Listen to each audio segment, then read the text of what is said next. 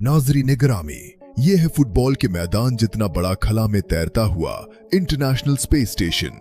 मगर सवाल ये है कि आखिर इतना बड़ा स्पेस स्टेशन खला में पहुंचा कैसे और यहाँ रहने वाले खलानबाजों को खाना, पानी और ऑक्सीजन कहां से मिलती है। आइए इस दिलचस्प और हैरानकुन सफर को समझते हैं। तो दोस्तों, जमीन से तकरीबन 400 किलोमीटर ऊपर खला की बेइंतहा वुसअतों में तैरता हुआ ये इंटरनेशनल खलाई स्टेशन इंसानी तारीख की सबसे महंगी, पेचीदा और अजीम तरीन साइंसी लैबोरेटरी है।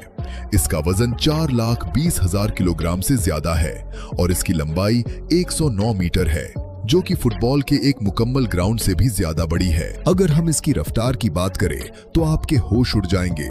इंटरनेशनल स्पेस स्टेशन तकरीबन 28,000 किलोमीटर फी घंटा की नाकाबिले यकीन रफ्तार से जमीन के गिर्द चक्कर काट रहा है। यानी ये 1 सेकंड में तकरीबन 7.25 किलोमीटर का फासला तय कर लेता है। इतनी खौफनाक रफ्तार की वजह से ये स्टेशन सिर्फ 90 मिनट में हमारी पूरी जमीन का एक मुकम्मल गोल चक्कर लगा लेता है। इसका मतलब ये है कि स्पेस स्टेशन पर रहने वाले खलानबाज 24 घंटों के अंदर 16 बार सूरज को निकलते हुए यानी तुलुए आफ्ताब और 16 बार सूरज को डूबते हुए यानी गुरूबे आफ्ताब का हैरानकुन नजारा देखते हैं।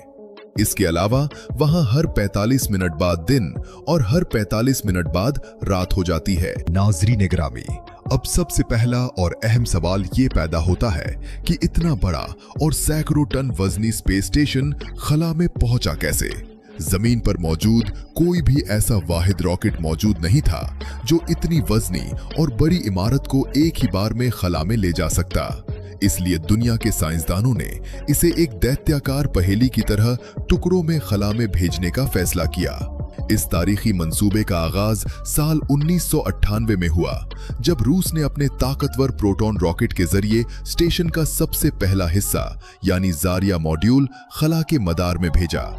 इसके बाद अमेरिका, यूरोप, जापान और कनाडा के दर्जनों खलाई शटल्स और रॉकेट्स के जरिए मुख्तलिफ कमरे, साइंसी लेबोरेटरीज, रोबोटिक बाजू और सोलर पैनल्स खला में भेजे गए। दोस्तों, खला की तारीकी में इन अलग अलग हिस्सों को आपस में जोड़ना दुनिया का सबसे खतरनाक और असाब शिकन काम था। खलानबाजों ने खलाई सूट पहनकर स्टेशन के बाहर खुले खला में निकलकर सैकड़ों घंटे गुजारे, जिन्हें स्पेस वॉक कहा जाता है।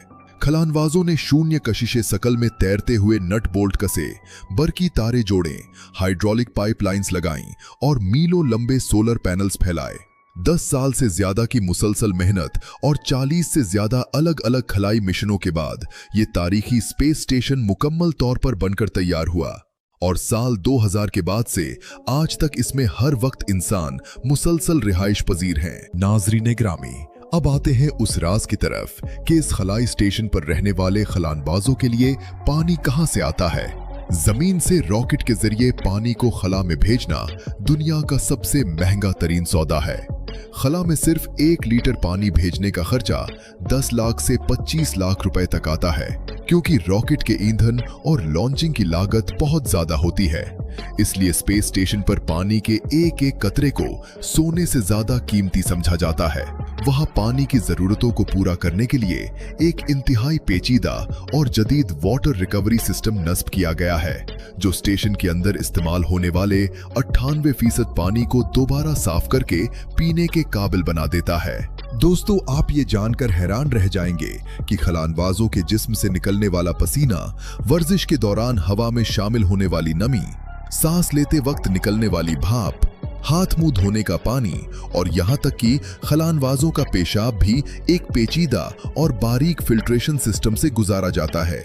इस सिस्टम के अंदर वैक्यूम डिस्टिलेशन, केमिकल सफाई, हाई प्रेशर फिल्टर्स और जरासीम को शुआओं के जरिए पेशाब और गंदे पानी को इतनी बारीकी और सफाई से फिल्टर किया जाता है कि हासिल होने वाला पानी जमीन पर बिकने वाले किसी भी महंगे मिनरल वाटर की बोतल से भी ज्यादा साफ, खालिस और महफूज होता है। और खलानबाज रोजाना इसी पानी को पीने और खाना पकाने के लिए इस्तेमाल करते हैं। नाज़रीन गिरामी, पानी के बाद अगला सबसे बड़ा चैलेंज सांस लेने के लिए ऑक्सीजन की फराहमी है। चूंकि खला में हवा या ऑक्सीजन का कोई वजूद नहीं है, इसलिए स्टेशन पर लाइफ सपोर्ट सिस्टम के तहत ऑक्सीजन पैदा की जाती है। इस मकसद के लिए इलेक्ट्रोलाइसिस का तरीका इस्तेमाल किया जाता है। सोलर पैनल से हासिल होने वाली बिजली की मदद से पानी के मॉलिक्यूल्स को तोड़ा जाता है, जिससे हाइड्रोजन और ऑक्सीजन गैस अलग हो जाती है। ऑक्सीजन को स्टेशन के कैबिन में छोड़ दिया जाता है, जिससे खलानवाज आराम से सांस लेते हैं।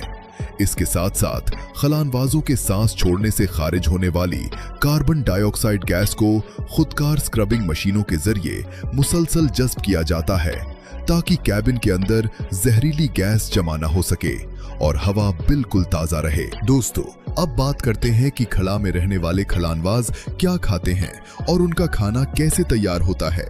खला में शून्य कशिशे शकल की वजह से आम रोटी या रिवायती पका हुआ खाना नहीं खाया जा सकता, क्योंकि खाने के छोटे छोटे जर्रात और टुकड़े हवा में तैरने लगते हैं, जो खलानवाजों की आंखों, नाक या हसास बरकी आलात के अंदर जाकर शॉर्ट सर्किट का सबब बन सकते हैं।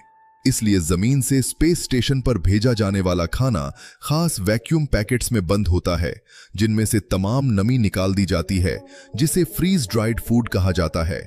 खलानवाज इन पैकेट्स के अंदर गर्म या ठंडा पानी इंजेक्ट करते हैं, जिससे खाना दोबारा ताजा हो जाता है। रोटी के बजाय वहां टॉर्टिला यानी मकई और मैदे की नरम रोटियां इस्तेमाल की जाती हैं, जिनके जर्रात नहीं टूटते। नाज़रीन गिरामी, कशिश शकल में इंसानी जिस्म के खून और माए पदार्थों की गर्दिश बदल जाती है और वो सर और चेहरे की तरफ चढ़ जाते हैं, जिसकी वजह से खलानवाजों को हर वक्त ऐसा महसूस होता है जैसे उन्हें शदीद जुकाम हो और उनकी नाक बंद हो।